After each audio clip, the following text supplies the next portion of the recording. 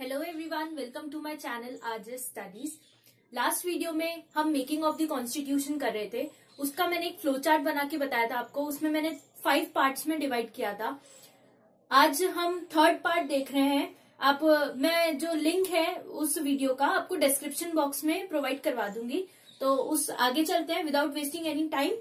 Third part देख रहे हैं जिसमें हम आज 3 टॉपिक्स कवर करेंगे। That is changes by the independence act 1947, other functions performed, and various types of committees, that is major committees and minor committees. Our first topic of today is changes by the Independence Act 1947.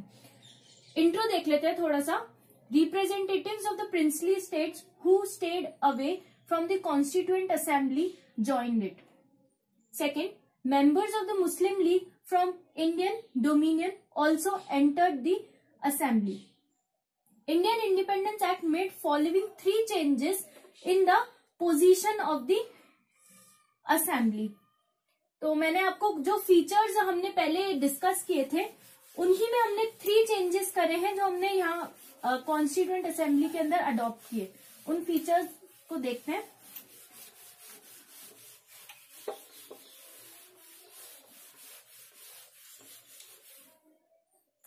First feature is assembly was made a fully sovereign body which could frame any constitution. Indian Independence Act empowered the assembly to abrogate or alter any law made by British Parliament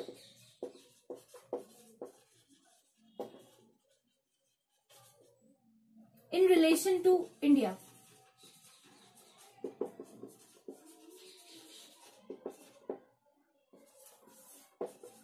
Assembly became a legislative body.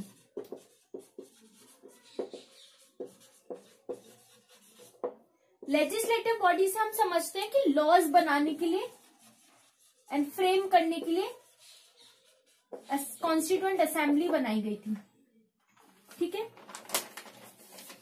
As a legislative assembly इसको 2 functions provide करे गए और assign करे गए।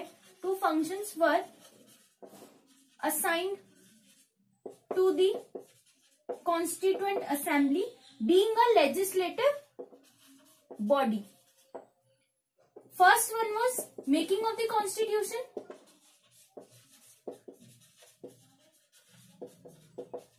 For free India.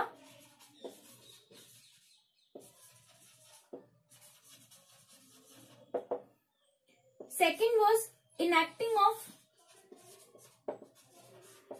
ordinary laws for the country.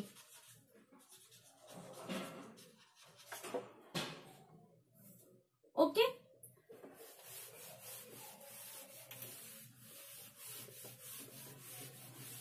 अब हम देखेंगे कि हमारी जो कॉन्स्टिट्यूएंट असेंबली थी वो एज अ कॉन्स्टिट्यूएंट बॉडी भी वर्क करती थी।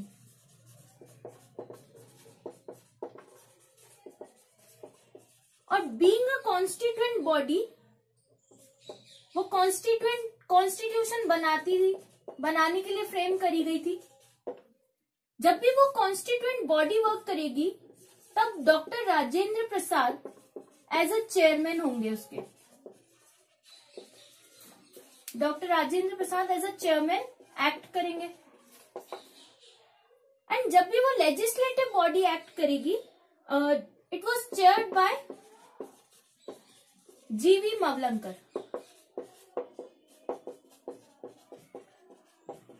Got it? ये आपको क्लियर हुआ? कॉन्स्टिट्यूशन जो बनाने के लिए हमने कॉन्स्टिट्यूएंट असेंबली बनाई है, कॉन्स्टिट्यूएंट असेंबली को हमने लेजिस्लेटिव बॉडी बताया है और एक कॉन्स्टिट्यूएंट बॉडी बताया है। कॉन्स्टिट्यूएंट बॉडी के लिए हमने एक कॉन्स्टिट्यूशन बनाने के लिए उसको बताया है।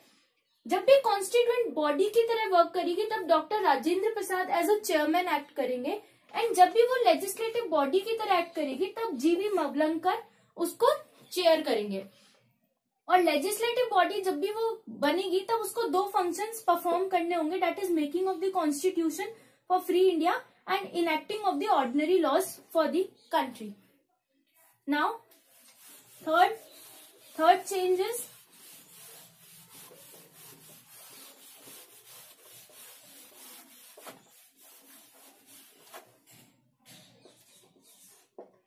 Muslim League members withdrew from Constituent Assembly. Total strength, जब हमने कॉम्पोजिशन देखा था कॉन्स्टिट्यूएंट असेंबली का, तब हमने 389 सीट्स देखी थी टोटल ला, तब हमने 389 सीट्स देखी थी। Now the total strength came down to 299 as against 389। हमारा नेक्स्ट टॉपिक है other functions perform by the constituent assembly. Other functions में हम वो सारे फीचर्स ले रहे हैं जिसमें हमने नेशनल फ्लैग अडॉप्ट किया, नेशनल एंथम अडॉप्ट किया, नेशनल सॉन्ग अडॉप्ट किया। किस किस डेट को वो अडॉप्ट हुए तो वो देख रहे हैं हम अदर फंक्शंस के अंदर। Other functions performed,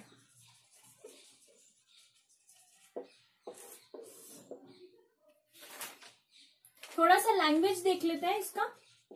in addition to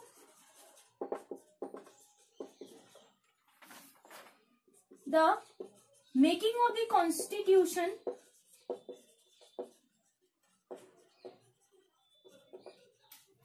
and enacting of ordinary laws, the Constituent Assembly performed the following functions. What were those functions? First, it ratified India's membership of Commonwealth in May 1949. Second, it adopted national flag on 22nd July 1947. National flag की भी एक बहुत ही अच्छी सी story है। बहुत बार हमने बहुत various types of flags adopt किए। जो फाइनल हमने फ्लैग अडॉप्ट किया वो डिजाइन था, design by let Shri Pingali Venkaiah.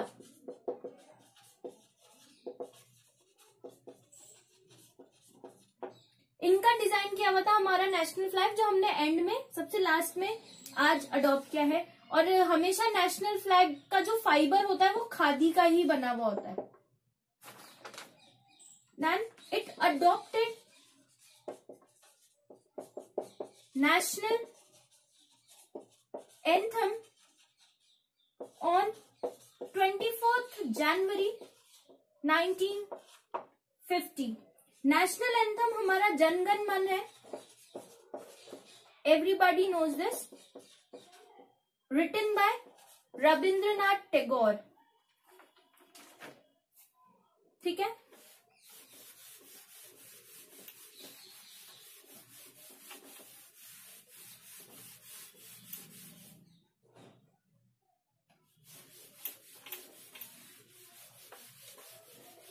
Fourth feature है अदर फंक्शंस परफॉर्म का। It adopted national song on 24th January 1950. National song हमारा वंदे मातरम है, written by Bankim Chandra Chatterjee. Bankim Chandra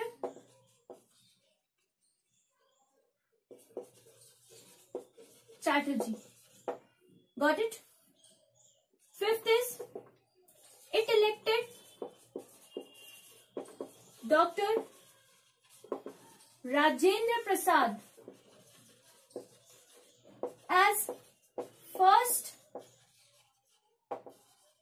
President of India on 24th January 1950.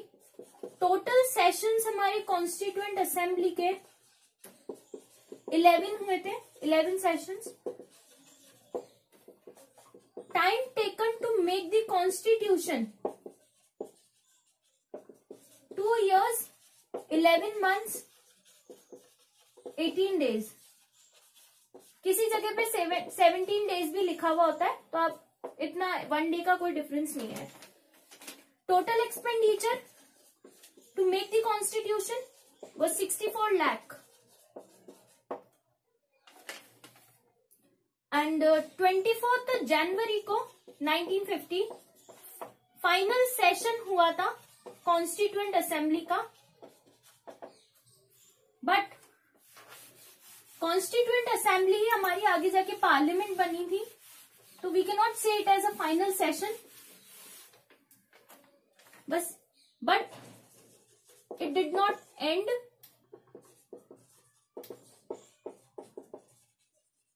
It continued as a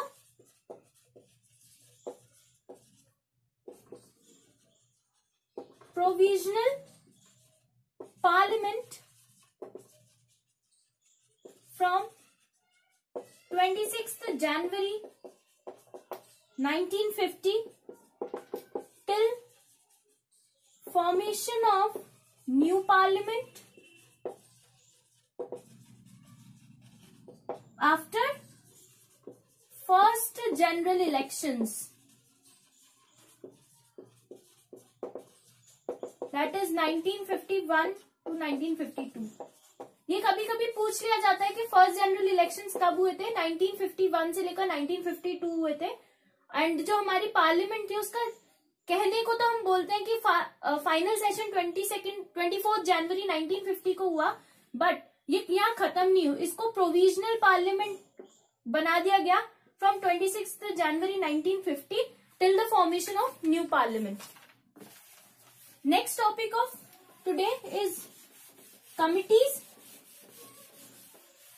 major committees and minor committees.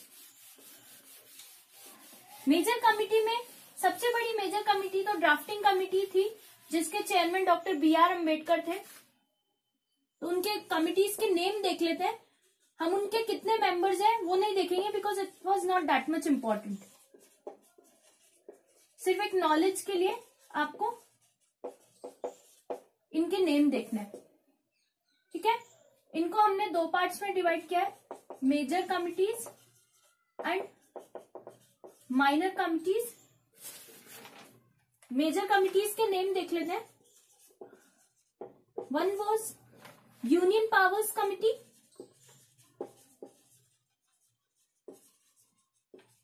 Second union constitution committee,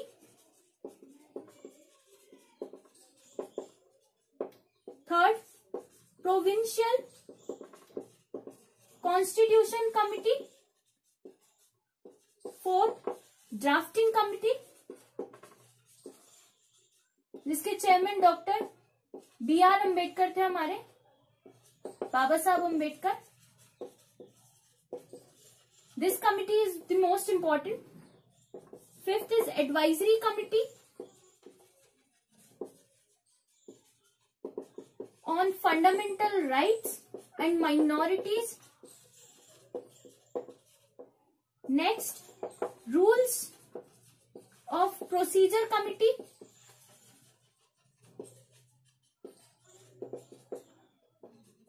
next is States Committee, and next is Steering Committee.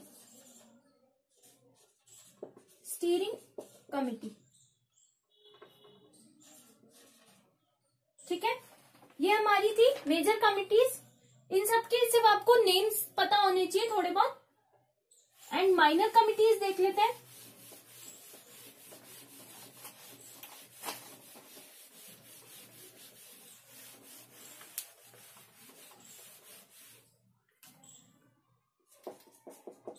Minor committees,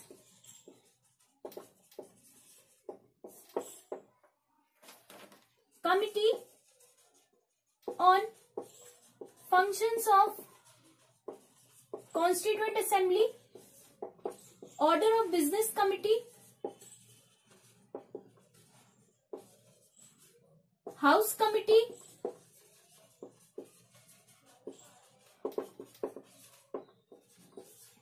Ad Hoc Committee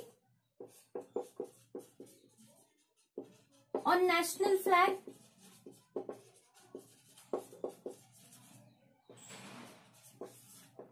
Credentials Committee,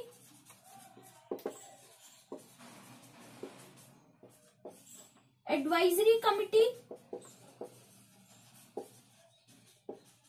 on Fundamental Rights, Minorities and Tribal and Excluded Areas, Finance and Staff Committee,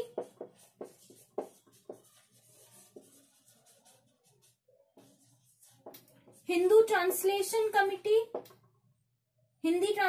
Committee, Ninth is Urdu Translation Committee, 10th is Press Gallery Committee,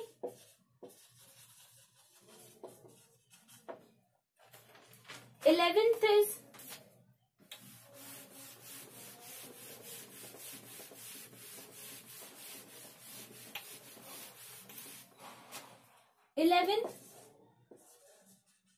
Committee to examine the effect of Indian Independence Act 1947, Committee on Chief Commissioners Provinces,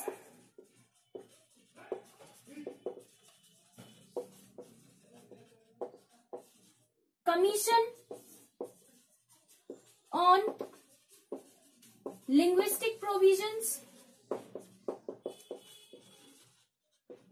Linguistic Provinces, Expert Committee on Financial Provisions,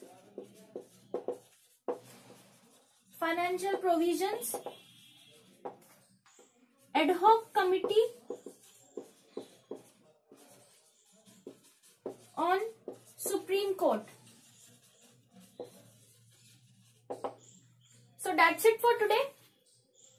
next video में हम drafting committee पे थोड़ा सा discuss करेंगे and enactment of the constitution देखेंगे, जो कि part 4 था फ्लो चार्ट का। मैं आपको डिस्क्रिप्शन बॉक्स में इंडिपेंडेंस एक्ट के जो हमने फीचर्स पहले डिस्कस कर लिए उनका लिंक प्रोवाइड करवा दूंगी, और जो भी और वीडियोस में हमने बेसिक फीचर्स देखे हैं वो उनका लिंक प्रोवाइड करा दूंगी। So stay tuned with me and do like and subscribe to my channel. अगर आपको कोई क्वेरीज हैं तो प्लीज मुझे कमेंट सेक्शन में बता दीजिए। I will solve those queries. Thank you so much for today.